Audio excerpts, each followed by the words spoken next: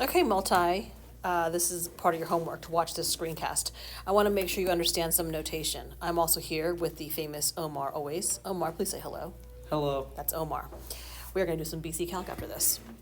So everybody, sometimes when you're asking a question like if you look at the notation here, this is from your textbook, it'll say, determine whether this is positive, negative, or zero. So a couple things. When you have an expression like this, right? So in general, this means the following. Okay, so usually it'll look something like this.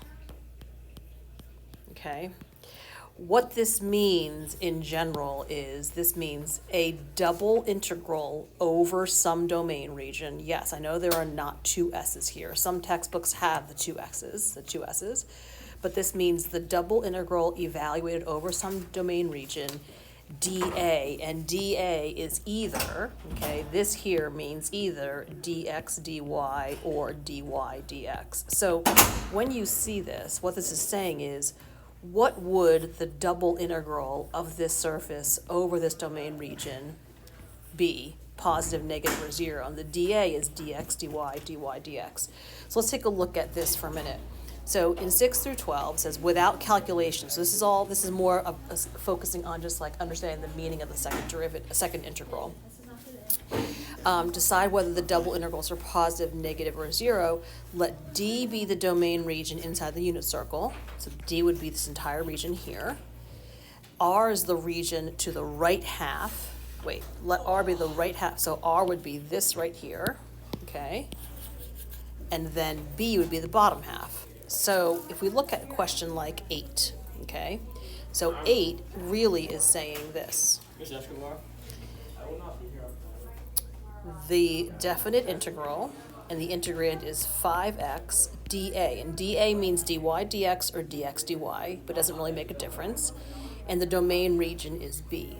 So the domain region here is the bottom half right here, okay? And so the question here is, if I am finding the net volume bounded by this surface over this domain region without evaluating, do we think this would be negative, positive, or zero?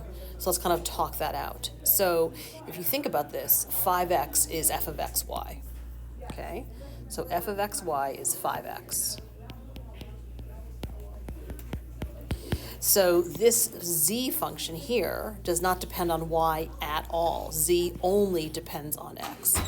And if we are finding the net signed volume bounded by z and the xy plane, dA, which means whether it's dx dy or dy dx over this region, you're going to notice here, for these values of xy, where x is positive, z is going to be positive.